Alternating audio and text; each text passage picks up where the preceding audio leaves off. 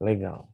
Então, sejam todos bem-vindos ao ciclo de seminários da Coordenação de Pesquisa da FAGEM. É com prazer enorme que eu dou início a essas atividades.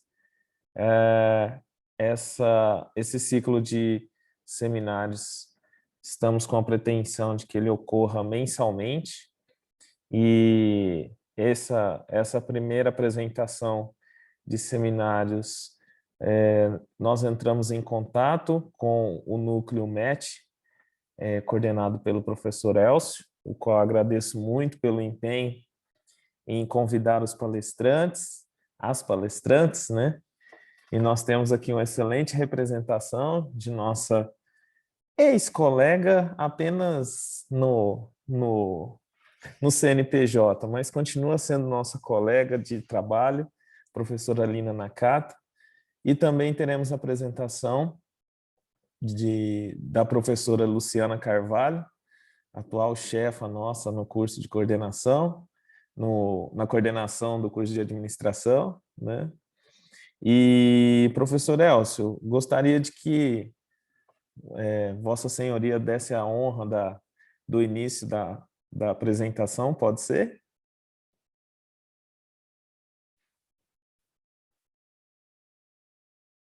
Você está sem áudio.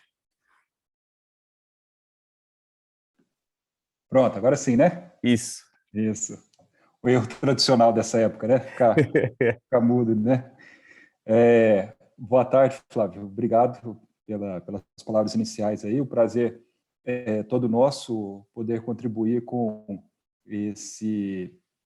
essa empreitada, né, que você tá colocando em prática, que eu acho que é muito útil, muito interessante, né, muito pertinente. Acho que vai ajudar demais para que a gente saia com trabalhos mais fortes, né? E também fomentar ideias, né? Que eu acho que aqui vai começar a gerar conversações que vai levar a outros trabalhos também, né? Isso. E aí eu gostaria também de agradecer imensamente as minhas duas colegas, né? A Lina, né? Que há tanto tempo eu não via, né? A gente conversa de tempos em tempos, mas trocando mensagens mais do que vendo, né? Tendo algum tipo de contato dessa natureza. E a Lu também, né? Que apesar de estar perto, tá longe também, mais ou menos do mesmo jeito que a Lina, né? E eu agradeço ambas pela disponibilidade e desejo a elas um ótimo trabalho. Só para quem não conhece, né, o MET é um dos núcleos de estudos da FAGEM, né, que nós nos propomos a estudar assuntos relacionados à gestão do esporte e do entretenimento. E aí as duas colegas fazem parte do nosso grupo e vamos, então, apreciar o trabalho delas, né, e vamos tentar contribuir para que eles saiam ainda mais fortalecidos daqui, né? Obrigado pela oportunidade, Flávio, e boa apresentação para as meninas e obrigado a elas por se disporem a participar. Tá? Legal, professor. Muito obrigado aí pelo início. Conforme combinamos, né, Lina? Você vai fazer a primeira apresentação, então deixa eu já informar o pessoal antes da gente começar. Pessoal, eu estou deixando um link no chat para vocês preencherem um formulário que é para emitir os certificados, tá? Sem o preenchimento desse formulário, você não terá certificado, então atente-se a isso. Muito bem, então a professora Lina apresentará o trabalho intitulado Mudanças nos hábitos de lazer durante a pandemia da Covid-19 no Brasil, no qual ela é autora junto com Natasha Bertoia, né? E, professora, sinta-se à vontade, é um prazer enorme estar aqui presente para ouvi-la novamente. Ótimo, obrigada, agradeço o convite, né, que veio pelo professor Elcio, pela apresentação aqui, né, do Flávio também.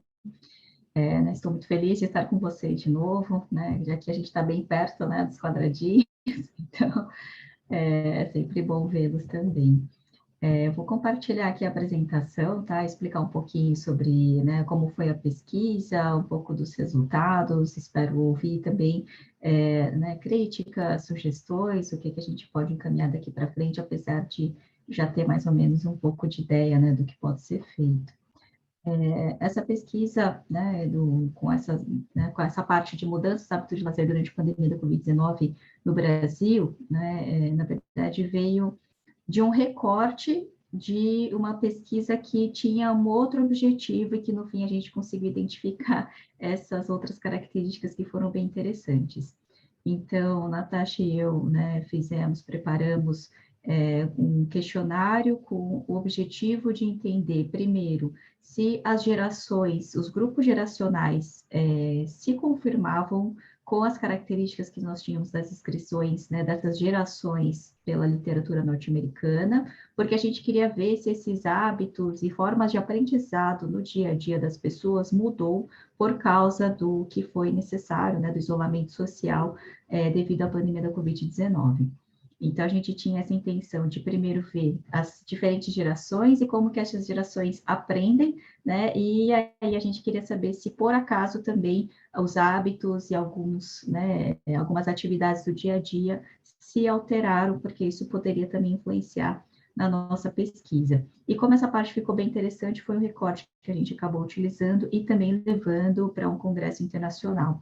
Então, esse estudo foi levado para IESE, né, que é uma universidade, uma business school que fica em Barcelona, na Espanha, foi apresentado agora no início de julho também, né, eles passaram outras recomendações, mas com a visão de ser um trabalho, né, internacional, então tinha outros pontos de vista. E aqui, né, o que aqui a gente viu que nesse contexto da pandemia surgiu essa quarentena mandatória em quase todas as cidades brasileiras, mudando provavelmente, né, diversos hábitos e questões de qualidade de vida também. Não só isso interferiria nas atividades de trabalho das pessoas, mas também nas suas casas, né, com as suas famílias. Então, o objetivo desse estudo, né, nessa parte, foi identificar quais hábitos foram alterados durante a quarentena e também como que as pessoas descreveram essas mudanças que poderiam ser consideradas tanto positivas quanto negativas, principalmente aquelas relacionadas ao lazer.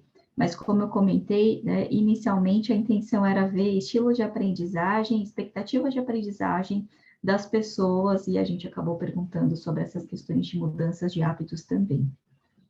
Aqui é só para mostrar um pouco como que nós entendemos os grupos geracionais, de acordo com a literatura norte-americana. A gente tem aqueles nascidos de 1946 até 1964, o grupo chamado de Baby Boomers, que são aqueles que nasceram depois da Segunda Guerra Mundial, que para os Estados Unidos foi algo bastante relevante, mas para o Brasil isso foi menos afetado, né, em relação, né, do fim da Segunda Guerra. A gente tem a geração X, que são aqueles nascidos entre 1965 a 79. Os autores divergem um pouco em relação a esse período de datas, mas a gente considerou, né, alguma parte da literatura que coloca esse período, que são muitos deles filhos até dos baby boomers. Daí a gente tem aqueles nascidos de 1980 até 1999, considerada a geração Y, né, que é aquela considerada também aquela mais tecnológica, que, né, prioriza mais a qualidade de vida do que os baby boomers, que são aqueles que se comprometem por mais tempo com a organização, têm hábitos mais conservadores do que as outras gerações. A geração X é aquela que foi muito impactada pelos processos de automatização das organizações, reengenharias que vieram a partir da década de 1980 a 90, quando eles já estavam no mercado de trabalho. E a gente tem a geração Z, que é essa que está ingressando agora no mercado de trabalho, né? Aqueles nascidos mais ou menos a partir dos anos 2000 e são considerados nativos digitais por atuarem com a tecnologia de uma forma muito mais intensiva do que mesmo a geração Y, que já era conhecida por essa característica. Né? Então, aqui a gente tem mais ou menos esses recortes para ver se os hábitos interfeririam também, né, de acordo com as idades dos respondentes. Então, falando sobre mudanças nos hábitos em épocas de quarentena, a gente tem esse fenômeno do isolamento em casa. Nós encontramos no ano passado vários trabalhos feitos por autores italianos que sofreram até mais com essa questão do isolamento e da quarentena. Eles, né, os autores falam muito sobre as consequências sociais e econômicas.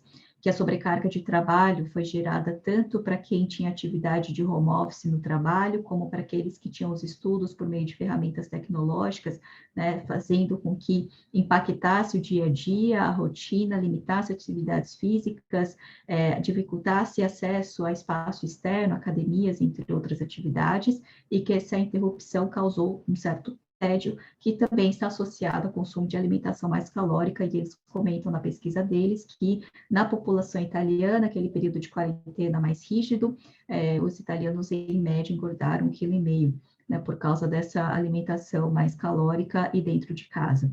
Outras mudanças que nós vimos também pelos estudos é o comportamento sedentário, hábitos de fumo e de sono que tiveram alterações. A gente aqui ainda, né, não tem exatamente uma conclusão pelos estudos se são hábitos melhores ou piores, mas indicações de que as consequências podem ser bem negativas, maiores taxas de depressão, de ansiedade, de estresse. Então, aqui foi o que a gente observou principalmente. E querendo ver se tudo isso estava relacionado também, né, com a questão da população brasileira, nós fizemos uma pesquisa em junho de 2020, o questionário eletrônico, que foi enviado para centenas e centenas de pessoas, foram 492 respostas válidas no total, foi um estudo exploratório e descritivo.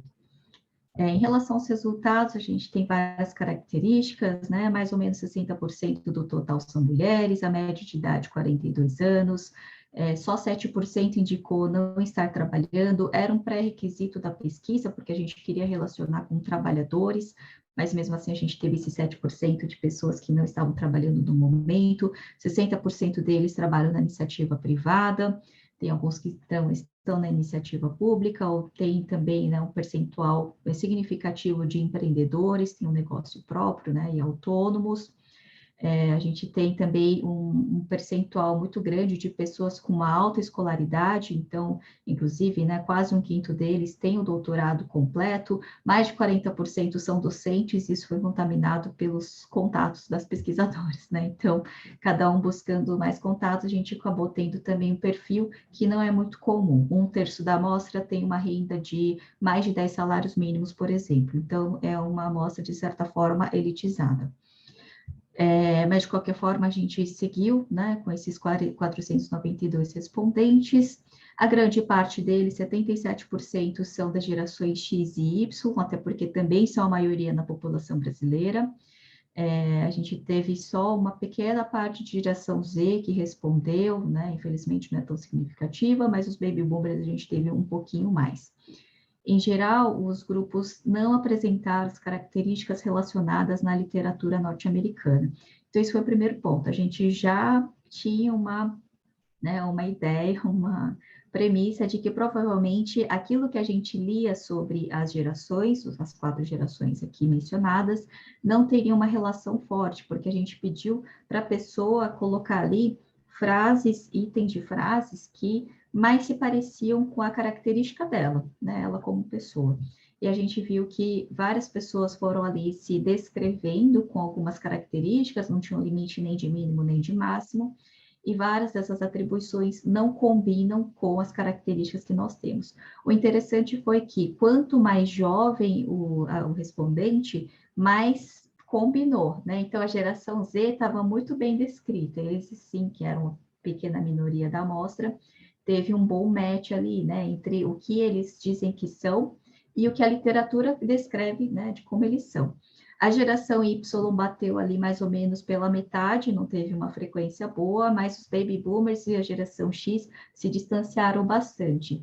E aí, o que a gente percebeu? Que essas duas gerações, né, do perfil da população mais velha da pesquisa, eles têm muito da característica da geração Y, do que nós temos aqui, né, no Brasil. Então, teve essa diferença aí, e realmente a gente não conseguiu confirmar as gerações do mesmo jeito que são classificados lá, até porque se a gente for pensar, a nossa geração Y, né, que é aquela nascida principalmente na década de 1980, é o baby boom no Brasil, né, a gente olha as linhas do IBGE, a gente vai ver que a década de 1980 foi quando teve mais nascimentos no Brasil, então realmente, até pelo nome, não tem como, né, a gente dizer que são os mesmos grupos geracionais.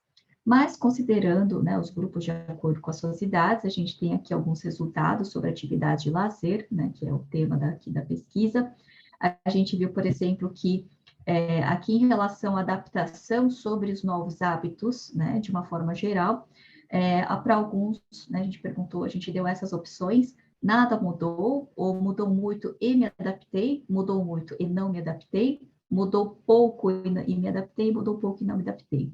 O que acontece? A gente viu uma dificuldade maior de não adaptação nos extremos, então, quando a gente vê aqui a soma do não, né, aqui 24% no total, mais 3 que não se adaptou, independentemente do grau da mudança, a gente vê que isso é mais intenso para a geração Z, aqui, né, na soma 32%, e na soma 30% para os baby boomers, né? Então, os extremos se sentiram menos adaptados, mas quando a gente vê se a mudança foi grande, né, e mais intensa ou não, isso foi mais forte aqui para os grupos Y, X e baby boomers, né? Então, essas gerações aqui enxergaram mudanças maiores, né, mais fortes aqui, porque quando a gente soma realmente a mudança de rotina, né, e de lazer, realmente teve uma alteração. Para quem falou que nada mudou, só 1%, né, porque acho que é quase impossível dizer que não mudou com o isolamento social e, né, esses períodos de quarentena que foram, né, muitas vezes rígidos em vários lugares. Quando olhamos sobre as atividades, as mudanças, né, e relacionando aqui, a gente viu se isso foi negativo ou positivo, porque na questão anterior eles falaram se mudou muito ou pouco e se adaptou ou não, mas na seguinte a gente vai ver se isso foi entendido como algo positivo ou negativo a partir ali da análise de conteúdo, olhando as respostas, né, que foram colocadas de forma aberta. Então, nessa categorização, pouco mais da metade dos respondentes colocaram algum texto para falar sobre a mudança, e a gente viu que quanto mais, né, mais velha aqui o grupo, né, de idade, mais também enxergou como negativo, né? Então, não só viu a mudança, muito ou pouca, mas entendeu mais como negativo. A proporção aqui é um pouco menor para a geração Z, e aqueles mais jovens entenderam como positivo, né? Então, 58% aqui do Y, 54% da Z. Esse número foi bem mais baixo para as pessoas aqui que têm, né, o nascimento de 1964 ou antes.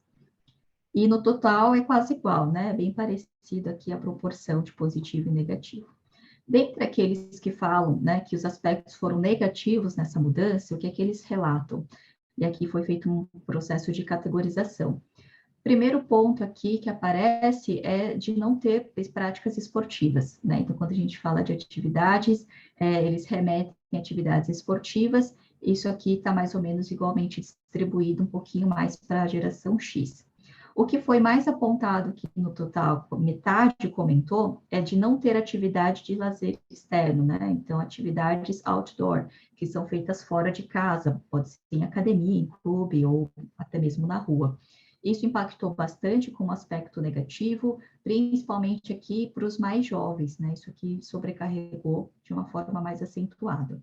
A gente vê também o não encontrar amigos como um fator, principalmente para a geração X, e não encontrar a família um pouco menos, né? Mas um pouco mais intenso para os baby boomers. Alguns disseram que por causa da quarentena eles não tinham mais tempo, e outros que entenderam como aspecto negativo não fazer mais viagens, né? Então, aqui, principalmente para a população aqui do YX e os baby boomers. Quando a gente olha os aspectos positivos, a gente já vê, né, alguns outros itens aqui, o que foi positivo nessas mudanças. A gente tem algumas, né, os indicadores mais fortes aqui em amarelo, mas está bem distribuído. Assistir filmes e séries, principalmente para os baby boomers, né, mais intenso. Ter aulas online, aqui 8% para os baby boomers, 3% daqui enxergando como algo positivo. E isso foi um ponto que saiu na pesquisa, que era o que a gente queria ver sobre as questões de aprendizagem, que, diferentemente do que a gente entende, né, da geração Y e Z como mais tecnológicas, quem mais se vê adepta né, às metodologias online, à distância de ensino, são principalmente os baby boomers e o X. Então, isso surpreendeu bastante a gente, né, nessa outra parte da pesquisa, e aqui até aparece como uma mudança de rotina, né, dessas atividades de lazer, sendo aqui bem indicada pelos baby boomers, bem mais do que a média. Encontrar um novo entretenimento também é um aspecto positivo, né, então as pessoas foram buscar outras formas, né, de se entreter, além do que, né, já tinha fora, então 13% no total, mas aqui especificamente para os baby boomers, um pouco mais para Y, fazer exercícios físicos em casa, né, isso foi aqui mais puxado pela Z, né, talvez que não fizesse, mas também pelos baby boomers. Jogos, né, jogos de forma geral, como entretenimento, 11% para Y, aqui foi mais forte.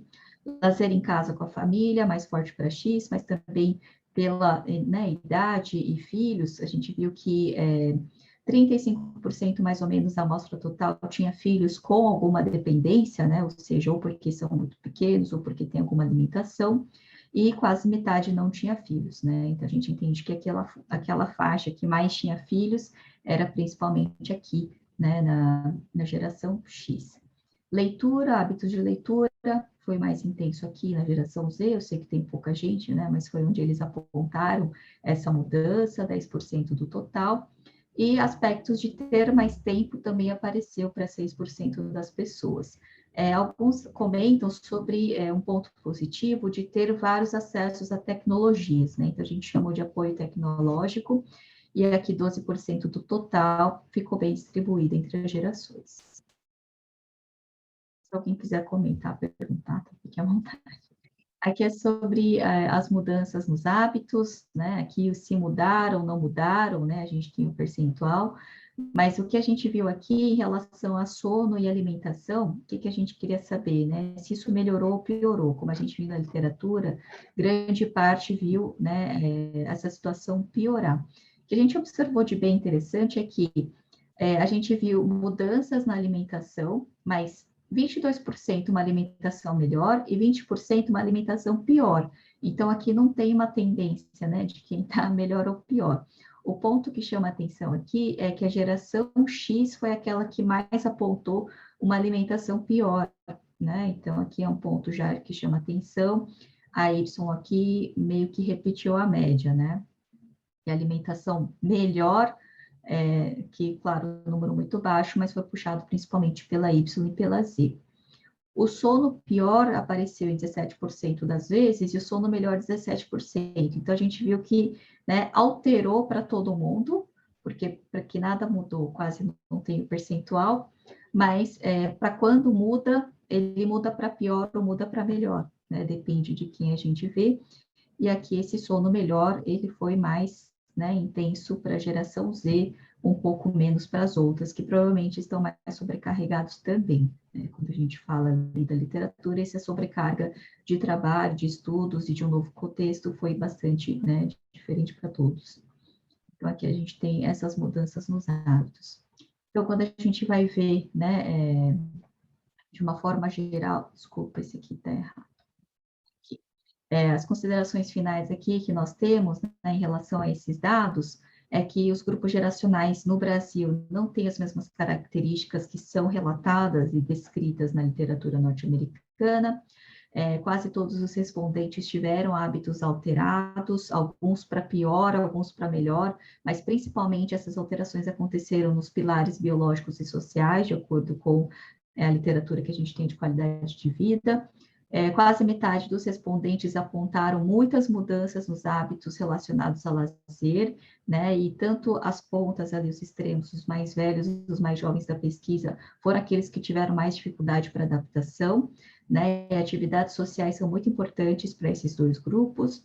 49%, ou seja, metade dos relatos negativos estão relacionados à falta de atividade de lazer externo, ou seja, né, aquele dentro de casa, e 21%, né, que sentem falta das práticas esportivas, até mais relevante do que os aspectos sociais. E quanto às mudanças de hábito, a alimentação foi o fator mais citado, lembrando de novo, né, que metade fala que passou a se alimentar melhor e metade se alimentar pior, assim como o sono também teve ali o empate, né, entre aqueles que pioraram e outros que melhoraram essa qualidade. Então, de forma geral, é isso. né, aqui meus contatos, caso alguém tenha interesse. A forma de seguir com essa pesquisa, né, conversando com a Natasha, que é outra pesquisadora, a gente tem uma intenção de fazer um recorte somente com um grupo de docentes, porque, como comentei, mais de 40% desse grupo pesquisado, né, de quase 500, então teriam características interessantes para falar sobre aprendizado e mudanças de hábitos. E um outro recorte que a gente também gostaria de fazer é sobre gênero, para ver se tem algum impacto relevante em relação, né, como que homens e mulheres pensam, né, e se comportaram em relação a isso. Então, obrigada, fica aqui à disposição. Legal, Lina, muito obrigado pela apresentação, trabalho interessante. Antes de mais nada, queria saber se o pessoal quer fazer alguma pergunta para a Lina. Tem alguma dúvida? Eu posso começar, Flávio, Claro, fazendo as sempre. considerações? É para puxar o pessoal, Sim. que eu acho que o trabalho realmente é muito interessante, muito contemporâneo, né? Não tinha como ser mais contemporâneo. Uhum. Apresenta alguns caminhos, né, para que nós venhamos a pensar em termos de gestão sobre diversos aspectos, né? Eu que trabalho muito com o comportamento do consumidor, minha cabeça ficou borbulhando aqui o tempo inteiro à medida que a Alina ia apresentando os resultados, né, do trabalho dela. Eu vou fazer umas considerações gerais aqui, e só para fomentar um pouco a discussão e talvez ajudar a Lina, porque certamente ela falou que publicou no evento, né, e certamente vai ter o interesse de levar isso para uma revista, né, e talvez possa ser algo que ela já possa ir refletindo sobre, né, se ela achar que convém. Aquela questão que ela falou do maior assemelhamento da geração Z, né, eu acho que é um ponto interessante, porque é uma globalização de costumes atingindo gerações que ainda estão constituindo hábitos, né?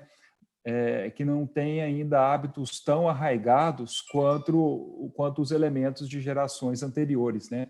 Porque a partir do momento em que você vai envelhecendo, né, você tem dificuldades de mudar a maneira como você se comporta, né? Porque você efetivamente enraiza, né, certos hábitos, né? Lógico que isso tem uma relação também com personalidade, né? Mas o fato de você ir fazendo uma coisa ao longo do tempo, isso vai sedimentando, né, certos tipos de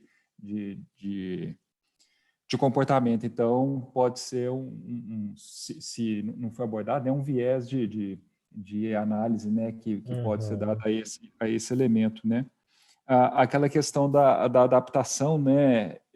Eu acho que quem está no mercado de trabalho, né, mais fortemente estabelecido no mercado de trabalho, ele teve que se adaptar, né? Então, muitos, acho que ficou mais naquela faixa que tá, o pessoal que está mais aquecido no mercado de trabalho, mais firme no mercado de trabalho, que não teve muita opção, né? Ou se adaptava, né? Porque, então, não é nenhuma questão assim de maior facilidade ou menor facilidade, eu acredito, né? Mas foi a situação que foi posta, né? E aí é uma prova aí dessa capacidade do ser humano que tem a necessidade, né? De se mexer, que ele se mexeu, né? E ele se adaptou ao contexto que foi apresentado, né?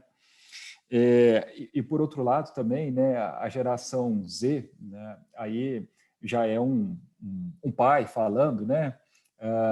Que eu acho que isso aí viesa também a minha percepção e eu converso muito com outras pessoas que refletem sobre o comportamento dos jovens, tanto pelo fato de eu ser pai, quanto pelo fato de eu lidar com os jovens o tempo inteiro, né? Eles têm um grau de resiliência diferente do que outras gerações tiveram, né? Talvez porque outras, aí é uma percepção, né? Eu não tenho nenhum dado acadêmico sobre isso, mas como as gerações anteriores, né, tinham muito mais, vamos pegar uma coisa do nosso âmbito acadêmico, né, para fazer uma pesquisa em um artigo no final da década de 90, início da década de 2000, a Lina, que já morava em São Paulo, estava mais fácil para ela, mas para a gente que morava em Uberlândia, às vezes a gente tinha que ir para São Paulo para fazer uma visita na biblioteca da USP, então pedir um comute, né, para eles mandarem para cá o artigo, para a gente ter acesso a um artigo, né? hoje o sujeito, né, faz quase como, né, Judy Garland, lá bate o pezinho, né, e vai para algum lugar por meio da internet, né? Então, assim, como o mundo se apresenta muito mais fácil, a pessoa se acostuma com a questão das coisas serem mais fáceis, né? E aí, naturalmente, ela vai se tornando um pouco menos tenaz, né? Então, essa questão, por exemplo, de adaptação, né? Eu acho que tem uma relação com isso, né? E eu não entendi uma coisa, Lina, cruzando dois dados, né? Se eu entendi perfeitamente, a geração Z ela não se adaptou, né, tão facilmente com as mudanças, né, como eu acho que você colocou, mas ela Isso. achou positivas mudanças, não foi? Não foi Foi esse o isso resultado que você mesmo. apresentou? Foi Então, isso são dados mesmo. que parecem um pouco contraditórios, não parece? É até interessante de se refletir. Parece, mas aí, assim, pensando sobre também o que foi destacado de positivo e negativo, né? Eu vejo, assim, que a geração Z, não sei, são outros dados, não são da minha pesquisa, né? Costumam ser mais sedentários do que as outras gerações, costumam ter mais acesso à tecnologia. Então, talvez, uma hipótese, é que tenham sentido menos falta, né? Sentiram dificuldade na adaptação, acredito que mais pela questão social, mas viu isso também como positivo. Então, apesar de ter tido mais dificuldade na adaptação, né, para essa menor resiliência que você apontou, não enxergaram isso de uma forma negativa. Entendi. Talvez viram como uma oportunidade, né? Também tinha 20 e pouquinhos respondentes de É, geração Z, né? A gente teria que ampliar. esse é um outro ponto Essa que foi a dificuldade. eu ia chamar a atenção, né? O N dos grupos, né? Ele é baixo, É né? Em bem alguns casos, diferente. né? Às vezes, Uhum. quando fica abaixo de 50, começa a dar uns resultados que às vezes ficam esquisitos, né? Então, É, talvez assim, se você achar um caminho, né? Você procurar redistribuições dos grupos para que eles tenham grupos com um número maior de indivíduos, mesmo que saia do recorte das clássicas gerações, né, elencadas pela literatura, possa ser algo interessante para que você tenha resultados sem contestação com relação a essa questão dos números, entendeu? É só uma redistribuição, né? sim. Pode ser alguma A coisa. gente estava tentando, pedindo para os filhos dos respondentes, né? Que tinha muito da geração X, mas nem todo mundo tinha filho, mas aqueles que eu consegui mandaram para os filhos, aí eu pedi para os filhos enviarem para os colegas, né? Mas O problema é que tinha que muito estar no mercado de difícil. trabalho, né? Você falou. Era isso mesmo. Isso é um Dificultava. corte Também tem uma muito entrada pequeno. tardia, né? É, Se eles têm mais ou menos 21 anos hoje, deve ser assim, de 16 a 21 no máximo, né? Alguma coisa desse jeito, né? É exatamente. uma faixa muito Aí a pequena. gente pensou assim, acho que nem vamos conseguir, a gente não estava esperando muito, mas como entrou um grupinho, a gente pensou, vamos colocar lá na. Uhum. E só para finalizar, eu queria chamar a atenção para 21% sentem falta de práticas esportivas, né? Que eu acho que é um número relevante, né? Aí é a amostra total, né? Os 21% Isso sentem mesmo. falta de práticas esportivas. Então, assim, é um indicador de pujança, né? Desse setor, né? Puxando um pouco de sardinha para o nosso lado aqui, né? Eu Legal. não respondi a pesquisa, mas eu estou nesse número. Você decidiu. Eu também, não respondi, tô aí. É isso mesmo. Mas é isso aí, Helena. Parabéns, tá? E estamos à disposição para refletir mais sobre qualquer coisa que você achar que deva conversar, tá bom? E parabéns mais uma vez. Bom, obrigada, Elcio. E aí, pessoal, já tivemos uma boa entrada de perguntas aí do professor Elcio, vários comentários, mais alguém deseja? Eu tenho alguns, mas eu vou deixar mais para o final. Bom, eu então vou começar, e se alguém quiser me interromper, fica à vontade para fazer suas questões. As minhas geralmente são chatas, então o pessoal não quer muito saber. Mas, Olina, eu não peguei seu trabalho para ler, me perdoe, e aí talvez o que eu falo aqui não faça muito sentido. Mas eu me preocupei um pouquinho com a questão quando você tem números próximos, por exemplo, 15% e 18%. Agora eu não lembro exatamente, eu não anotei aqui, para uma geração. E, claro, seu N é um número razoável, a gente pode até admitir uma certa normalidade, apesar da sua amostra não ser probabilística, né? Então, isso pode pender contrário. Mas a minha questão é o seguinte, você chegou a validar isso estatisticamente para dizer que os 15 é diferente dos 18%? Não, não cheguei, eu sei como fazer isso, mas eu não fiz, eu só marquei mesmo alguns números que estavam um pouquinho acima. Ah, É uma entendi. observação bem importante.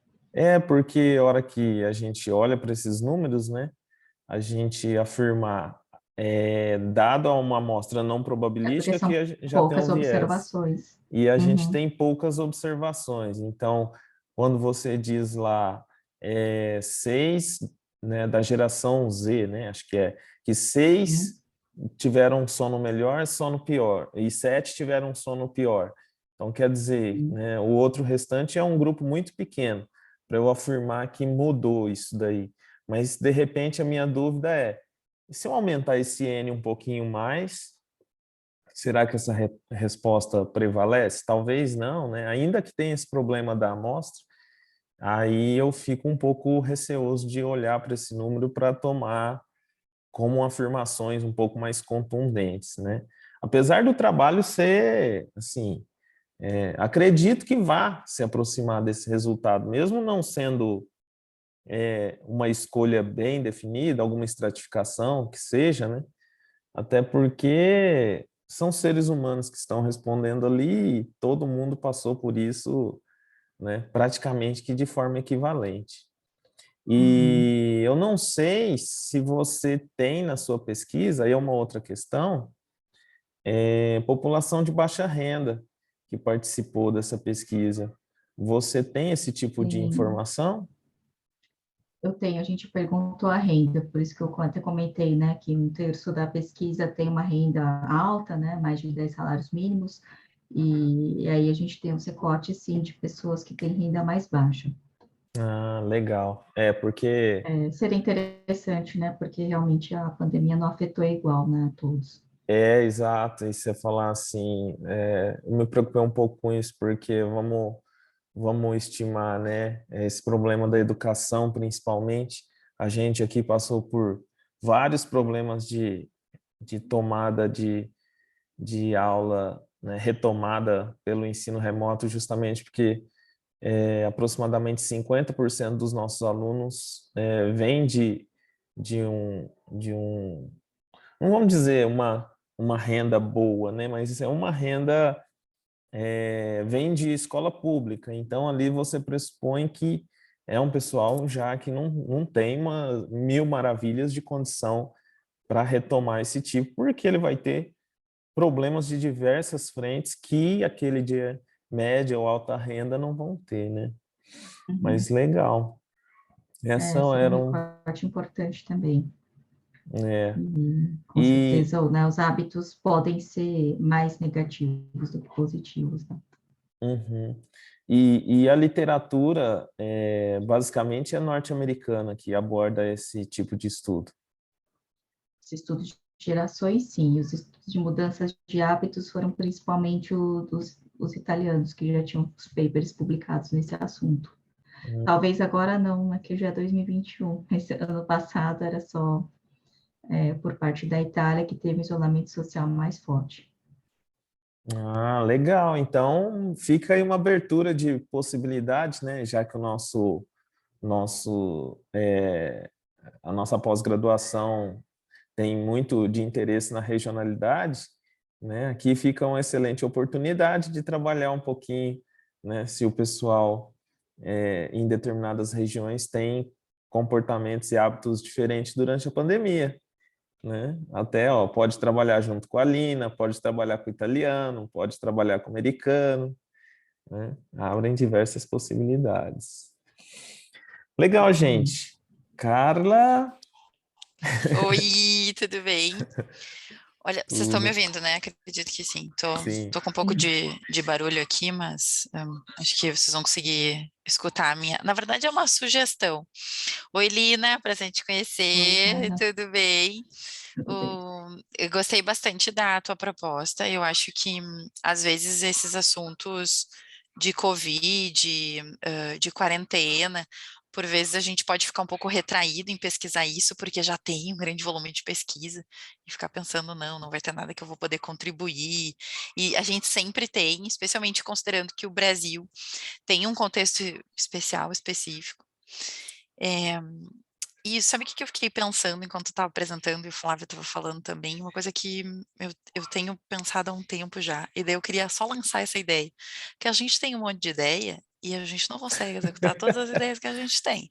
Então a gente lança as ideias para o universo para ver se alguém retorna e te ajuda com isso. Eu acharia muito interessante essa questão, isso cruza um pouco com marketing, vou aproveitar que o Elcio está aí, tem mais um pessoal de marketing também. Eu acharia muito interessante que alguém estudasse essa história de marca de vacina. Eu acho que é um negócio, assim, que as pessoas ficam, ai, que a vacina tem uma marca, e que, nossa, olha, eu também, dose única. Tipo assim, como se tivesse, né, sei lá, com uma roupa de marca e tal. E isso tem também uma sensibilidade entre as diferentes gerações, né? Pode ser que elas tenham uma percepção similar, ou pode ser que elas tenham uma percepção diferente. Então, enquanto vocês falavam de quarentena e tal, eu fiquei, e também pensando em como a gente tem que, talvez, conseguir acompanhar os movimentos da sociedade, então, pensando em sair de quarentena e já ir para vacina, acompanhar, as nossas pesquisas possam acompanhar isso também. Eu estou lançando essa ideia, aproveitando esse nosso encontro aqui de pesquisa que o Flávio gentilmente organizou, e que, enfim, se também alguém acha que isso seja algum ponto interessante, a gente pode conversar e discutir. Eu não entendo nada de marketing, eu não sou dessa área, mas eu acho que tem algo aí para ser estudado, especialmente se a gente pensa com outros países, porque isso, eu me motivo a falar isso para vocês, porque eu tenho falado muito com pesquisadores de outros países, e a gente sempre pergunta, né, como é que tá a quarentena aí, como é que tá não sei o quê, e a galera não tá nem aí, né, tá tomando a vacina que tem na farmácia, assim, e aqui no Brasil tem um negócio de, meu Deus, minha mãe tomou Coronavac, tá numa depressão, né? Porque, nossa, tomou vacina ruim. E eu tentando dizer pra ela, mãe, é vacina, tá tudo certo. E ela tá ali triste, né? Porque, enfim, notícia e etc. É uma outra percepção, né? Uhum. Eu acho que tem sabe, um aspecto aí, talvez. Mas, assim, é uma coisa super empírica, né? Que eu tô falando para vocês. E que talvez seja Uhum. algo interessante de ser explorado. E aí, Lina, só mais uma coisa que, já que peguei a palavra aqui, não para mais de falar, vou te perguntar. É uma pergunta que eu sempre faço. Se tem algum campo aberto no teu questionário, que como eu trabalho com dados em texto, eu sou doida para trabalhar com campos abertos, assim. Então, eu não sei se tu tem alguma coisa que tu perguntou para o pessoal diretamente, ou se tu pretende colocar isso, ou se tem isso Sim. em futuras Tem alguns pesquisas. campos abertos, e foi com isso que a gente julgou se a mudança de hábito era vista como positiva ou negativa e o que elas relataram, porque aquela Ah, parte de dormir melhor, comer melhor, era também a parte do texto aberto, porque a gente falou, cite como foram essas mudanças, e aí a gente colocou, por exemplo, aí a gente meio que já direcionou, né? Uhum. Atividade de lazer, sono, alimentação, tal, e o pessoal foi relatando, então por isso que a gente conseguiu e desdobrando tudo isso. E tinha um campo aberto também para falar sobre a questão de aprendizagem. Então, tem alguns campos abertos. legal. Então tá, perfeito. Obrigada, Mas eu pessoal. acho bem interessante, mas essa parte da marca da vacina, acho que tem muitas outras influências, né, que precisa relacionar, acho que desde a opinião política para o que você pensa aí, né, em ter como consequência a questão, né, de ser vacinado ou não, se você concorda, o quanto você concorda, né, com a vacinação de uma forma geral, porque acho que tem muita opinião diferente também, né. É que no limite, mas é claro, é uma extrapolação minha, né? Mas no limite é um produto de consumo, né? Se a gente coloca Uhum. nesse formato. E teoricamente sem custo, né, porque ninguém está pagando. Isso, Se o governo isso, está pagando, ok, a gente paga imposto, é outra exato. coisa. Mas, assim, o produto recebido é o mesmo, né? Só que eu acho que esse benefício percebido é diferente, né? É, é verdade. Mas Talvez, legal. eu não sei se fosse cobrado, acho que as pessoas que se importam com marca pagariam, eu acredito. Ia virar, aí ia ser É uma barata. possível. Uma Janssen seria mais barato? Aliás, teria um preço, Então, né? Porque é uma dose só. Ai, ai. Mas tá muito obrigada, certo. Carla.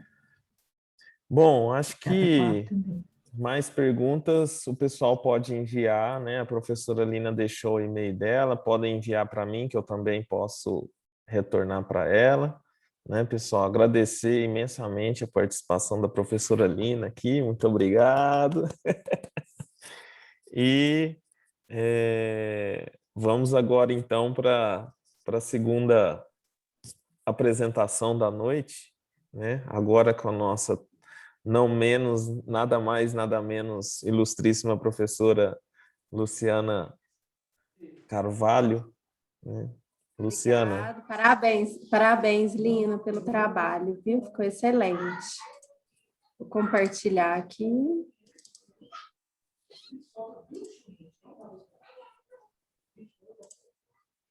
Estão vendo aí?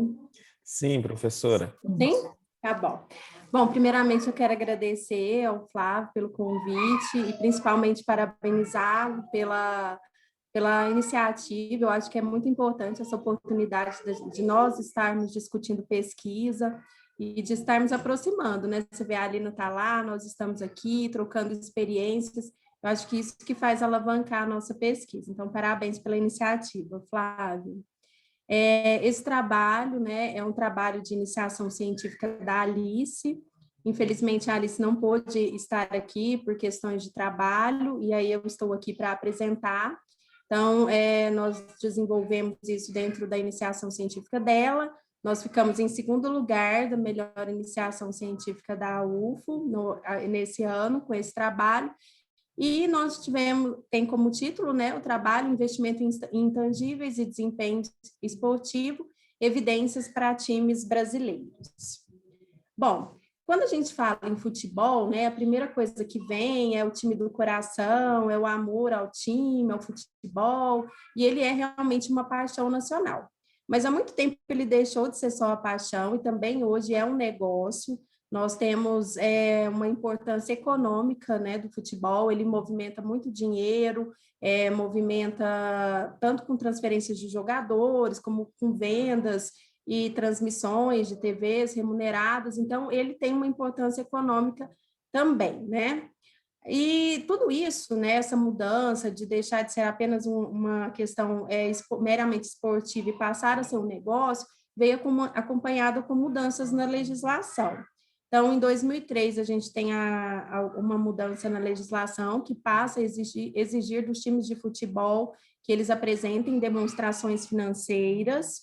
E aí, isso melhorou, né, em 2011 com a padronização dessas demonstrações, especialmente porque foi aprovado na contabilidade uma padronização para todas as empresas de um modo geral nas normas, isso em 2008, mas a gente começa a ver, principalmente nos times de futebol, a partir de 2011. Então, aí a gente começa a ter alguns estudos para poder ver o comportamento dessas demonstrações financeiras. Dentro dessas demonstrações financeiras, uma conta importante para os times de futebol é a conta dos ativos intangíveis. Então, em empresas, né, os ativos intangíveis, eles representam marcas, patentes, investimento em inovação, e entre outras coisas. No clubes de futebol, de acordo com a contabilidade, a gente vai ter o valor dos jogadores como sendo a principal conta dos ativos intangíveis. Então, os gastos com os jogadores vão representar aí cerca de 95% da conta dos ativos intangíveis. E é um dos principais investimentos, porque a gente sabe que os jogadores são capazes de gerar renda, né, e também gerar receita para o time e também influenciam na questão do desempenho. E aí uma coisa que foi muito importante, tem sido debatido já há alguns anos, quando a gente vê os estudos sobre futebol, é essa questão do desempenho financeiro e do desempenho esportivo, essa possibilidade de associação. Então, assim, nos últimos anos tem mudado muito esse entendimento e a questão, assim, de você ter um desempenho financeiro, ou pelo menos ter uma saúde financeira, te possibilita a ter um melhor desempenho esportivo. Então, embora assim, ainda não se tenha no Brasil, né, especialmente, um consenso sobre isso, se a gente pegar fora dos estudos e analisar, pelo menos empiricamente, assim, aquilo que a gente vê no nosso dia a dia, nós estamos percebendo que os clubes com uma melhor gestão financeira, como o Flamengo, como o Palmeiras, conseguem alguns resultados esportivos melhores, e outros times com grande endividamento aí têm problemas e têm apresentado resultados, times grandes, né, resultados aí como rebaixamentos e assim por diante. Bom, então, nesse contexto, a justificativa do trabalho ela vai muito de encontro, né? Que a gente tem alguns estudos que estudam essa relação de desempenho financeiro e desempenho esportivo, mas ainda existe uma lacuna referente ao impacto dos atletas, né? Do investimento em atletas, que é o principal capital humano dos times de futebol, nos resultados esportivos. E é um pouco com essa lacuna que o trabalho quis contribuir. Especialmente porque aqui a gente está tratando de dois tipos de atletas. Os atletas que vêm contratados, que já são formados, grandes estrelas, e os atletas em formação, né? Que vem, que o clube vai formando e esses atletas podem ou não trazer um desempenho esportivo, um resultado esportivo, de desempenho esportivo para o time. Bom, então, o nosso objetivo foi justamente investigar a relação entre o investimento em ativos intangíveis e o desempenho esportivo dos times de futebol brasileiro e avaliar se a contratação ou a formação de jogadores tem um impacto no resultado esportivo dos times. Com isso, a gente pretende contribuir, né, com a dinâmica do investimento em capital humano dentro dos times de futebol e também com o processo de tomada de decisão empresarial, né? Já que a gente tem essa mudança do time como um negócio, toda essa ideia do time empresa que a gente tem visto discutindo aí. Então, será que um time investir em jogadores formados ou em formação, o que traria mais desempenho esportivo para esses times? E aí, só para entender um pouco, né, sobre a contabilização desses ativos intangíveis, já que essa é a principal conta que nós estamos analisando aqui, os jogadores formados, eles têm que o clube possui os direitos esportivos, o que o clube possui os direitos esportivos por meio de transação, eles são registrados no clube por meio, né, dos ativos intangíveis. Então, eles que vão compor essa conta aí. A amostra, né, a composição da nossa amostra da pesquisa é o balanço patrimonial, os DREs e as notas explicativas do período de 2011 até 2008. Vale ressaltar, né, que a gente não tem uma base pronta, toda essa base foi montada, a gente entrou no balanço de cada time e nos DREs e nas notas explicativas para entender a composição, principalmente dos ativos intangíveis dos times de futebol. Então, a nossa ideia era pegar todos os times da Série A e Série B, mas nem todos, apesar da obrigatoriedade, disponibilizam seus demonstrativos, ou outros porque eles são auditados, mas eles não são, por mais que passem por uma auditoria, não são aprovados, então, esse nós desconsideramos. E aí, essa foi a nossa amostra aí.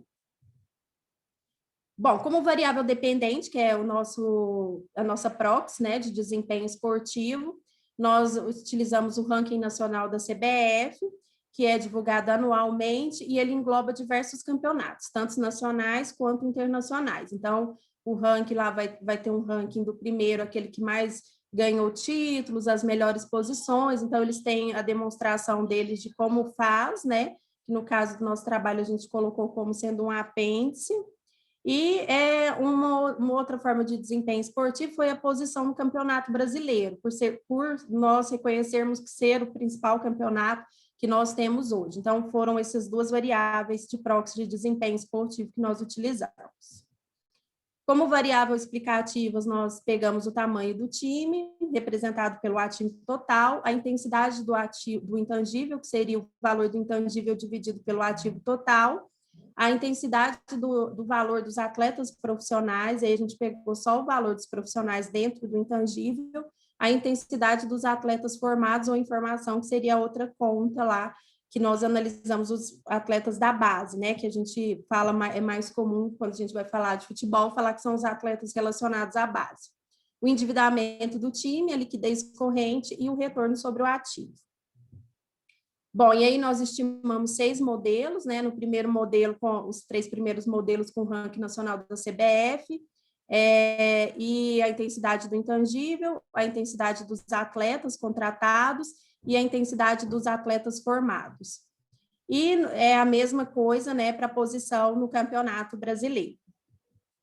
Bom, a análise de correlação, ela mostrou uma correlação abaixo de 1, com os indicadores que seriam interessantes aí para a gente seguir com a nossa análise estatística, né, considerando essas variáveis, e nós utilizamos o modelo de dados em painel para avaliar os resultados, né, e essa relação entre a intangibilidade ou os ativos intangíveis e o desempenho esportivo. Então, a gente já consegue ver aqui, né, por esse primeiro modelo, que tanto a intensidade do intangível quanto o valor dos atletas, eles representaram uma relação significativa e negativa com o ranking da CBF, o que pode ser explicado porque, assim, um ranking era realmente uma relação negativa que a gente esperava, né, porque quanto melhor a posição no ranking, melhor para o time, né, o resultado esperado é ser o primeiro, segundo, então, quanto menor, melhor. Mas, se a gente vê os atletas formados, eles não apresentaram significância no resultado. Então, não influenciando, pelo menos de acordo com a nossa amostra aqui, a posição no ranking nacional da CBF. E aí, a gente tem um endividamento, né, que também apresentou um resultado negativo e significativo. E, além disso, o tamanho também apresentou o mesmo resultado. Liquidez também apresentou significância. Bom, e aí é aquilo que eu já falei, né, em relação à intangibilidade, à relação do ativo intangível, ele se mostrou significativo e negativo, e aí dentro do que a gente esperava, né, porque as posições primeiras no ranking significam o melhor desempenho, e os atletas profissionais também no mesmo sentido, corroborando com alguns trabalhos aí que mostram que a contratação de novos jogadores profissionais tem relação positiva com os bons resultados. E aí, quanto ao investimento dos atletas em formação, o coeficiente foi negativo, mas não significativo. E esse resultado, em grande medida, né, de acordo com os outros trabalhos que fizeram, pode ser considerado porque hoje os times eles formam os atletas, mas muito mais no sentido de vender e ter um valor econômico com esse atleta do que gerar resultado. Então, na verdade, eles não conseguem, eles são vendidos muito cedo, então ainda na base ou ainda muito pouco explorados, né, dentro do time profissional. Então, a gente não consegue ver essa relação tão direta com a formação de atleta e o desempenho esportivo, e muito mais com o desempenho financeiro do que com aquilo que a gente espera do esportivo. Então, isso é uma prática comum aqui no Brasil, né? A venda de atletas muito jovens que são formados na base, muito mais sendo uma unidade de negócio, né? A formação de atletas na base, do que algo que possa refletir mesmo em desempenho esportivo. E aí, quando a gente pega a posição no ranking do Brasileirão, né, do Campeonato Brasileiro, a relação foi a mesma, né, também o ranking, então, quanto menor, melhor, né, mais bem posicionado. E aí, a gente teve as mesmas relações negativas e significativas para o modelo da intangibilidade total e dos atletas contratados, e a não significância para os atletas formados. Então, como considerações finais, né, a gente pode concluir que investir em contratação de atletas contribui para uma melhor posição no ranking nacional da CBF, assim como no Campeonato Brasileiro. Investir na categoria de base não apresentou coeficientes significativos para o desempenho esportivo. O tamanho do clube faz com que o mesmo seja mais provável ocupar melhores posições no ranking da CBF no Brasileirão, né? Então, os times maiores eles geralmente ganham mais os campeonatos, e a gente não colocou aqui, mas como trabalho futuro, né, e aí é uma coisa que a gente tem pensado desenvolver, é ver se essa questão da formação de atletas teria realmente impacto no desempenho financeiro. E como limitações, são faltas de informações disponibilizadas por algum time, alguns times, ainda existe muita dificuldade em contabilizar ativos intangíveis, isso não só para jogar para times de futebol, mas nas empresas em geral. E a nossa amostra foi apenas de 18 clubes, porque nós não encontramos aí informações que pudessem ser usadas para demais clubes. É isso, e eu agradeço. Aí. E assim, eu só queria fazer se o Flávio me permitisse, uma última questão, é o seguinte, a Alice foi nossa aluna de graduação, e apesar dela não estar aqui, esse trabalho, assim, é um mérito muito dela, ela foi uma excelente aluna e uma excelente orientanda de iniciação científica, e ela teve um empenho muito grande nesse trabalho, porque ela entrou em balanço por balanço dos times todos os anos, pegou os resultados, leu as notas explicativas, aprendeu realmente sobre como é que se faz um balanço de um time de futebol, porque é um pouco diferente daqueles das empresas que nós estamos acostumados. Então, assim, foi um trabalho que ela teve muito empenho aí ao longo da iniciação científica dela. Eu devo dizer também que teceria muitos elogios a ela. Ela foi minha aluna e eu fico muito triste que eu não fiz um trabalho com ela, porque ela é muito boa mesmo. É o que a gente chama de outlier, né, Lu? Ela realmente, quando ela fala eu vou fazer, é impressionante, né? Mas legal, Lu, muito obrigado pela apresentação, trabalho muito legal. Pessoal, tem dúvidas? Querem fazer alguns questionamentos? Eu queria, assim, eu não entendo sobre pesquisa aí dessa parte, mas eu só queria fazer uma consideração porque eu gosto de assistir futebol, né? Gosto muito. Primeiramente, trabalho muito interessante, né? Muito legal. E aí eu acho que, assim, eu tava pensando aqui, eu acho que é até algo muito difícil de fazer, porque com certeza os times de futebol nem vai disponibilizar como que eles fazem a contratação de jogador, mas só por uma ideia mesmo. Eu lembro quando eu estava fazendo disciplina de estatística na graduação, minha professora falou que alguns times utilizavam dados estatísticos para fazer contratação de jogadores, então olhava se, como que o jogador joga, que jeito que ele chuta e tal. E teve casos esses tempos agora do Rogério Ceni no Flamengo, que divulgaram um áudio lá que, ele queria contratar e sem nem saber, tipo, não importa, eu quero esse cara. E aí os caras lá da estatística falavam, olha, a gente tem um cara bem mais barato, com as mesmas características e tal. Eu acho que isso é muito difícil os times disponibilizar, mas se disponibilizassem, talvez ver a relação de, esse time conseguiu gerar mais dinheiro com a contratação de jogadores e, sei lá, ter melhores desempenhos por ter feito esse tipo de contratação ou aquele. Não sei, é só uma ideia que, assim, que surgiu e eu achei legal de falar. Legal, Daniel. E agora, assim, todos os times, hoje em dia, eles têm um departamento, assim, de estudos estatísticos, sabe? Para avaliar desempenho de jogadores, né? A questão, assim, é a profissionalização mesmo, né? Se você vai se basear só na questão estatística ou se vão ter outras questões que vão levar à contratação dos jogadores ou não, né? Mas é um trabalho muito interessante. Eu não sei se a gente realmente teria os dados, mas se tivesse, aí... Eles têm chamado esse departamento de inteligência. Até isso surgiu, né, Daniel, com aquele treinador americano que contratou um economista para fazer. Até teve o filme recente, acho que era inclusive o Brad Pitt, que era o protagonista do filme. Agora eu não me recordo, talvez alguém possa lembrar. Moneyball. Isso, exatamente. E aí, acho que ali surge essa sacada do pessoal perceber, olha, estatística, né, a inteligência contribui para o bom desempenho, né?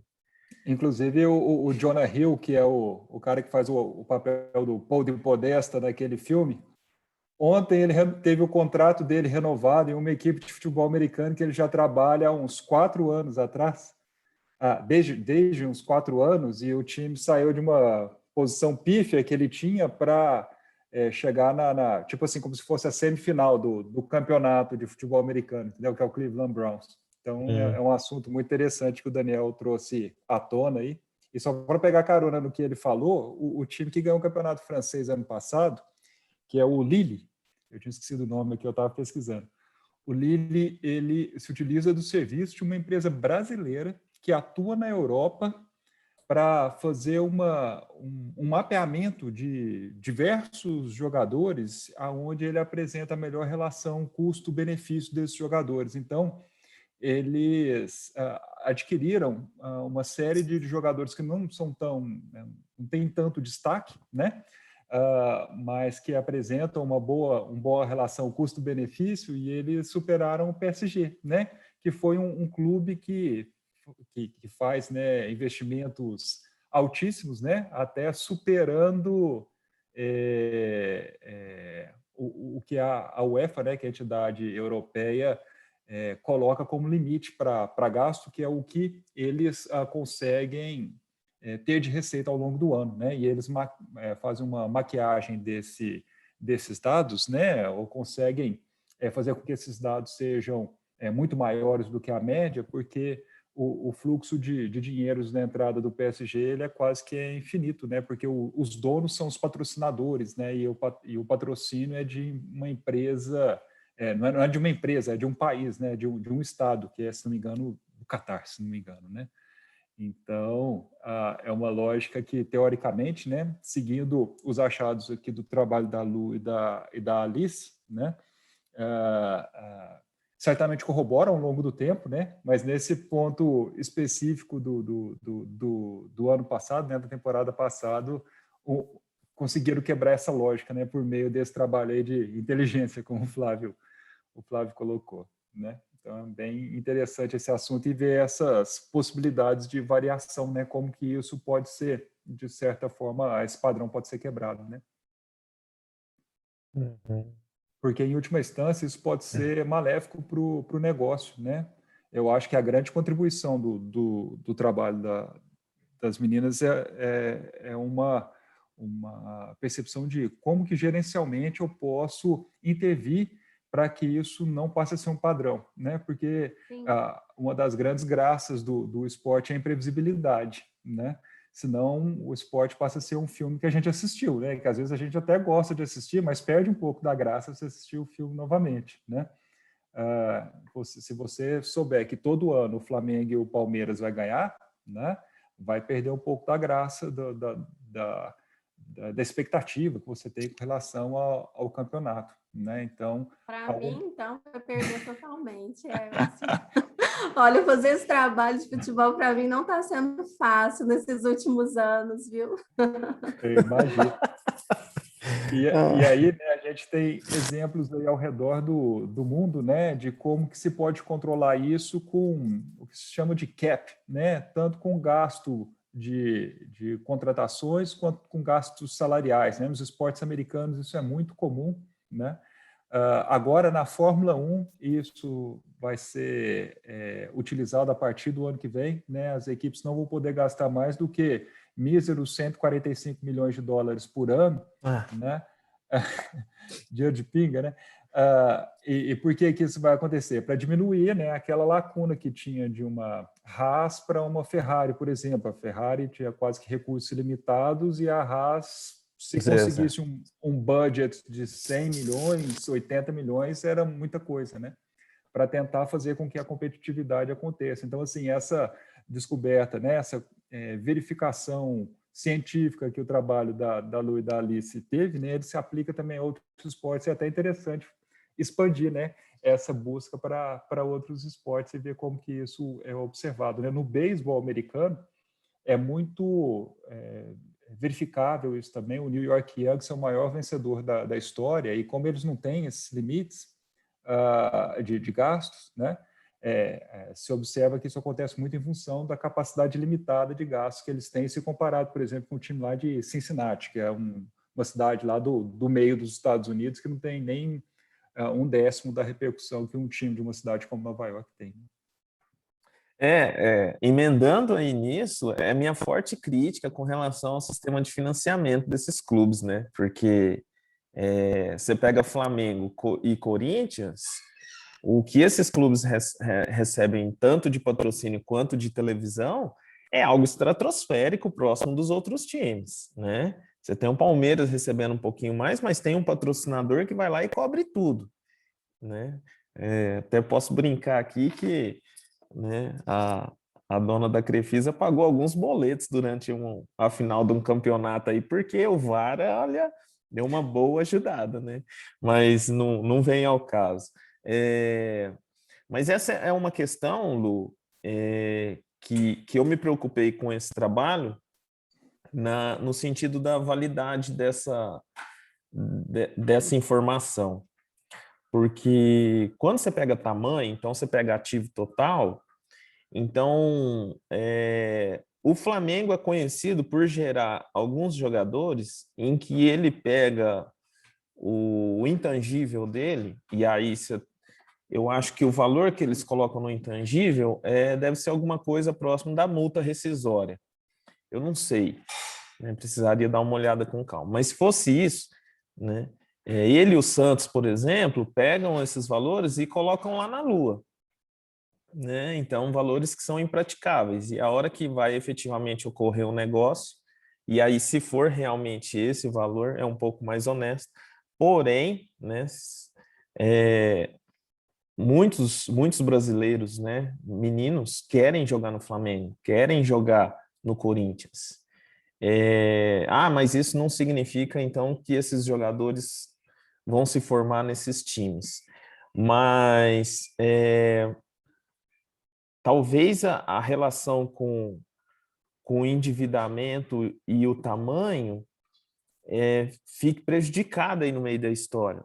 E aí isso me levantou essa discussão quando eu vi os teus resultados e eu vi que a matriz de correlação você pegou endividamento e tamanho com 0,56. Ou seja, você tem uma possível, não dá para afirmar, mas uma possível multicolinearidade no seu modelo. E aí, eu não sei esse modelo se é já pré-colocado aí por vocês, né? Se essas variáveis foram já inclusas de outro modelo anterior, eu não li o trabalho também, mas talvez tirar uma das duas e verificar, ou então fazer teste de multicolinearidade, alguma coisa do gênero, para não ter essa possibilidade. E eu ainda acho que essa falta de competitividade no Brasil é devido a esse valor, né? Eu converso com os flamenguistas, eles acham super ruim, né? Falo, vamos pegar o dinheiro de imagem, né? Dinheiro de imagem, dinheiro de televisão, e tem quantos times na Série A? 20? Então vai dividir por 20. E aí vamos para... Olha lá, ó, já está entrando, entendeu? Já até abriu a... já não Quero gostou entrar da nessa ideia. discussão. Porque se a gente tem que... E eu apoio plenamente, Elcio, eu acho que a competitividade é a melhor maneira de você crescer, né? E evoluir nesse sentido, porque é com competição de fato, e não amistoso para o Flamengo e o Palmeiras e o Corinthians ganhar, né? Senão o dinheiro vai mandar mesmo, e aí a gente não vai ter para onde ir. Vai, André. Obrigado, Flávio. Parabéns, Luciana. Parabéns, Lina, também. Eu já escrevi lá, muito bacana. Infelizmente, não consegui ver o iníciozinho do seu estudo, mas muito legal. Até pegar uma ponte no estudo da Lina, e aí fazer um comentário para a Lu, né? E aqui a gente tem gente que entende pra caramba de esporte, né? Tem um cara que domina isso aqui na nossa faculdade, o Elcio. A Edileuza também conhece muito, a Lina, né? O Flávio tem o seu viés lá, um pouquinho ruim para esporte, mas tudo bem. A Luciana entra na mesma, mas tudo bem. Gente, mas igual a Lina, quando a Lina colocou, né? Eu acho que já fica bacana da gente reparar que o entretenimento ele é um tipo de prática que ela não é tão racional, né? A gente já observou isso. E quando a gente volta para o estudo da Luciana, eu acho que é muito interessante a gente discorrer sobre isso. O Flávio tem razão, né? Então ele está totalmente certo, mas o Flávio também está totalmente errado. né, quando coloca lá, no seguinte sentido, vai depender do paradigma que a gente olha. Uhum. O Elcio conhece muito mais, ele já citou alguns exemplos hoje da busca dessa isonomia, de um parelhamento melhor ali para você ter o quê? A competitividade no esporte, que é essencial para que você tenha uma disputa maior, né? Mas se a gente for olhar para o paradigma de consumo, é óbvio que o Corinthians e que o Flamengo têm que ter receita maior. Mas aí que entra a dúvida. Então, assim, por essa lógica, né, em termos de mercado, se a gente for pensar em termos de organização, em termos de marketing, inclusive, claro, é um produto muito melhor, né, um Corinthians e um Flamengo do que a Chapecoense, né, do que um Juventude. Mas aí você entra para o negócio do esporte, e aí tem uma outra questão. O que é feito com ele a partir do momento que você não tem tanta competitividade? E nesse sentido, eu queria perguntar para a Luciana, né? A Alice ela não pôde estar aqui, né, Lu? Por favor, depois mando parabéns para ela também. E eu fiquei pensando, né, quando você estava apresentando, na fala do Elcio, na fala do Flávio, se a gente não poderia incluir nesse tipo de estudo algum aspecto relacionado à governança. No seguinte sentido, né? Você vê, vamos pegar o lado do Flamengo, não que deu sorte também, porque não caiu, teve quase que caiu algumas vezes de divisão, se tivesse caído, provavelmente o presidente tinha sido impedido, tinha entrado outra gestão, que tinha voltado as dívidas todas. Mas se você pega o Flamengo, ele teve algum tipo de governança ali com o Eduardo Homem de Melo, né? O Eduardo Bandeira de Melo, né? Teve algum tipo de governança. Quando você observa o Corinthians está perto de, né? Estava muito ruim nesse campeonato. Contratou 2 caras, ele tem a dívida enorme, contratou 2 veteranos que não vão fazer receita e que vão gerar uma despesa maior. Então, nesse sentido, e quando o Elcio falou da Liga Francesa, da Fórmula 1, né, onde você tem o quê? Um controle mais absoluto sobre essas dívidas, né, e sobre a gestão, e tem ainda a própria Liga tentando aumentar a competitividade. Então, Lu, será que não daria para colocar nesses estudos, até para a gente fazer comparativo mesmo com os times de fora, alguma questão de governança, de como lida com essas dívidas, né, de conselho mesmo, né? Como é que é composto esses clubes? Você vislumbra isso? Você acha que é uma pegada errada? O que seria a sua opinião? Você acha que daria para completar? E parabéns muito parabéns, Flávio, também pelo evento, tá? Um abraço a todos. Vou começar respondendo pelo André, depois eu passo pelas questões que o Flávio levantou. Primeiramente, André, é super possível, inclusive eu já tenho um orientando que está fazendo isso, que é o Pedro. Aí a gente inseriu a variável governança, mas aí não mais relacionada a desempenho financeiro mesmo do clube e esportivo. Por exemplo, a gente tem o caso do Cruzeiro, né? Como uma falta de governança pode levar um time para a Série C, né? Um caso assim emblemático, né? E o meu time também está nesse balaio aí, né? Logo, eu estou morrendo de medo aqui. Não. Vocês sabem, eu falo isso para todo mundo, né? Que eu quero, quando eu aposentar, eu vou dedicar meu trabalho para o Vasco. Se ele aceitar, eu estarei lá fazendo parte da gestão dele. Mas, fora isso, assim, a gente é super possível, já tem alguns trabalhos que falam sobre isso, trabalhos internacionais, inclusive eu tenho um orientando que que está fazendo isso. Então, vamos ver depois o que vai ser o resultado. Mas obrigado pela dica. Agora, assim, eu não sou tão conhecedora de outros esportes, né, como o Elcio, assim, eu gosto de futebol, estudo futebol, essa questão do compliance do futebol, que é essa questão de você ter limite de gastos, ter limite de ações, oportunidade de contratação, as janelas, essas coisas, ela é muito comum na Europa, né? O Brasil, agora que ele está começando com essa questão de se tornar mais empresa, que alguns times têm falado em até abrir capital na Bolsa de Valores, a gente tem alguns times com uma forma até diferenciada de receita agora, onde você pode participar da compra de um passe de um jogador. Então, assim, a gente vê muitas mudanças acontecendo nesse cenário aí de times de futebol. e também muitos trabalhos, né? Aumentou bastante o volume de trabalhos. E aí, assim, até respondendo um pouco do que o Flávio falou, as variáveis a gente selecionou com base em outros estudos, mas a gente fez o VIF também e não tinha o problema de multicolinariedade. Então, deu tudo certo, acho que o VIF está até no trabalho isso, mas foi abaixo de 3, então, assim, estava bem distante de ter a questão das variáveis. Mas todo trabalho empírico, né, cada um vai colocar uma variável, vai sugerir outra, então a gente não tem um consenso aí sobre a questão da utilidade dessas variáveis. Mas uma coisa que é muito interessante, que eu acho, é que toda essa profissionalização do futebol, ela vai abrir uma oportunidade até de termos de mercado de trabalho, sabe?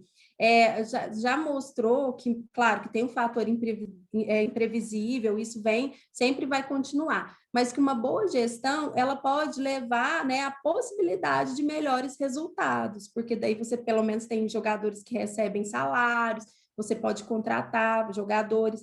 E eu vejo que as leis também, agora elas estão ficando mais duras nessa questão de você ter um compliance. Olha, o time deve, então ele fica proibido de contratar novos jogadores, ou eles fazem isso. Então, assim, se tornar realmente uma empresa, essas coisas vão aumentar. Então, assim, o desempenho financeiro, ele acaba sendo um caminho sem volta se o time quiser continuar existindo, né?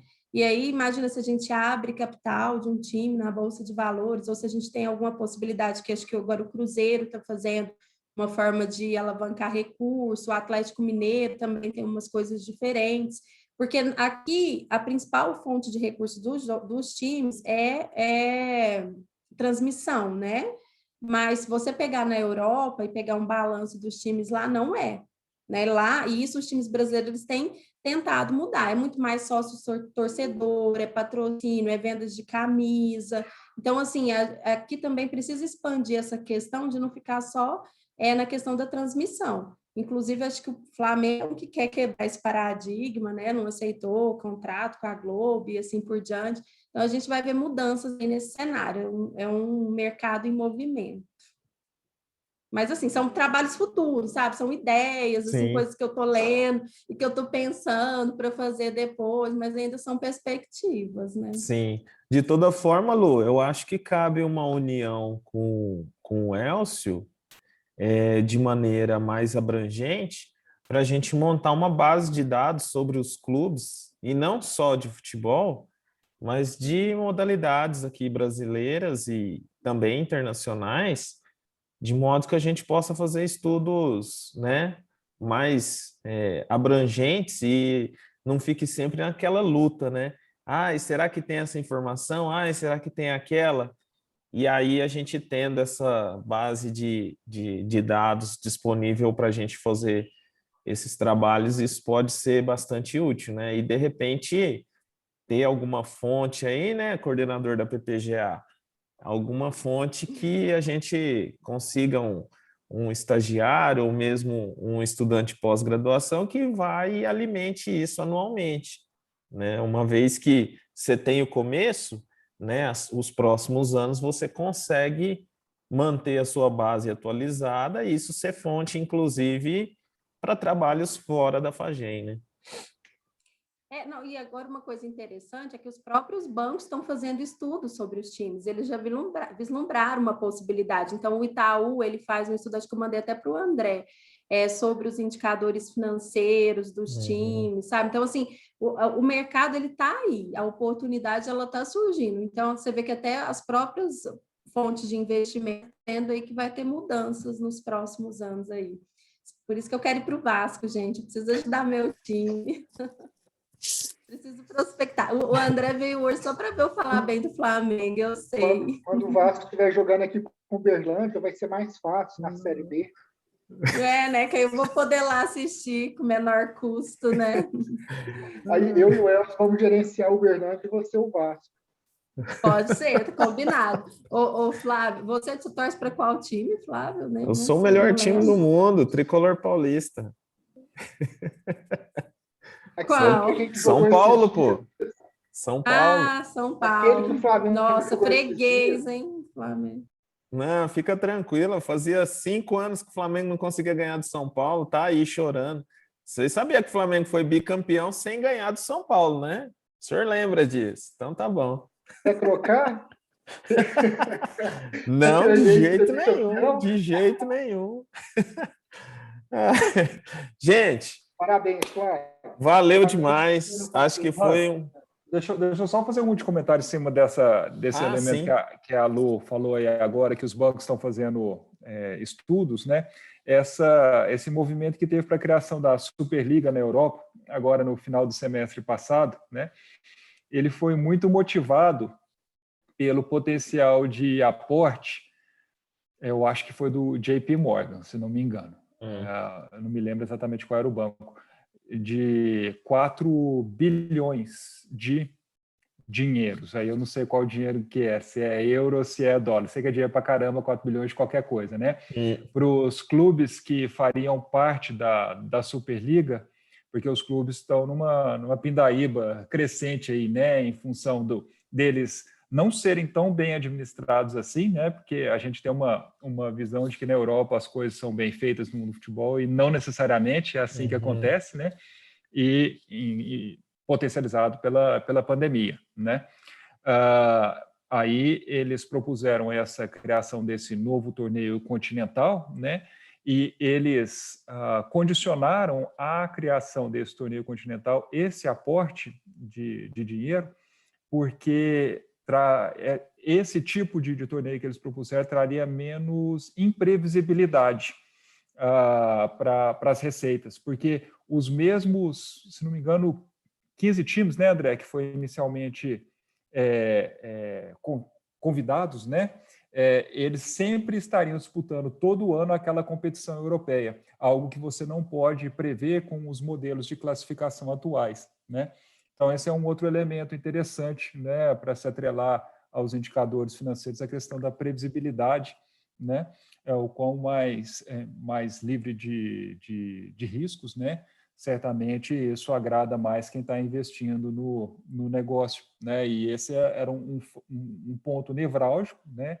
Que fez com que eles tentassem fazer, principalmente liderado pelo Real Madrid, né? Que eles tentassem fazer com que essa coisa acontecesse, né? Sim, verdade. Essa Superliga foi um grande dilema, né?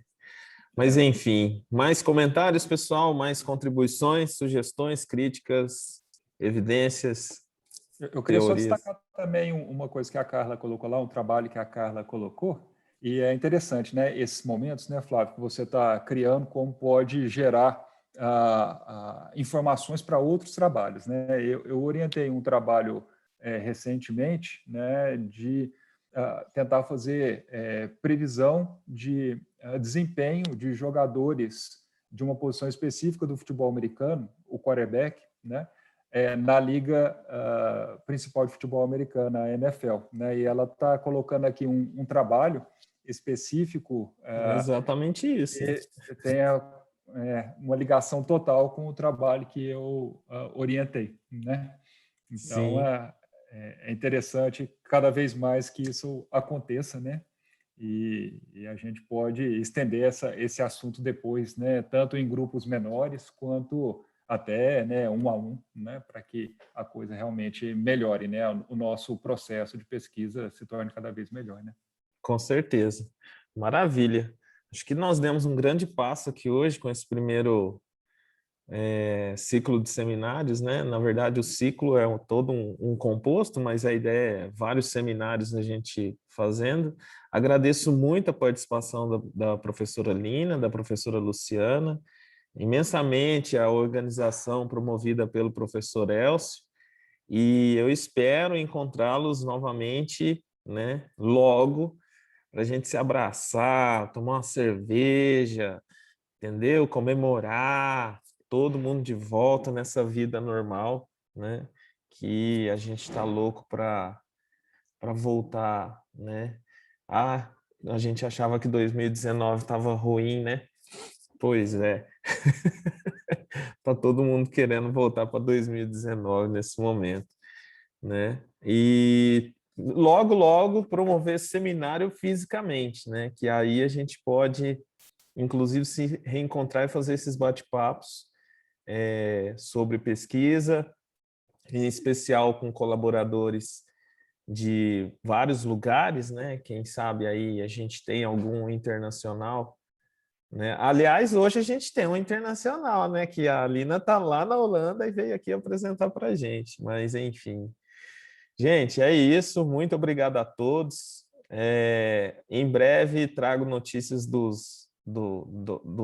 novo seminário aí para o próximo mês, né? Que a gente quer promover mês a mês uma apresentação aqui, coordenado pela coordenação de pesquisa.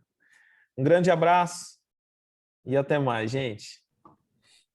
Obrigada, boa noite. Boa noite.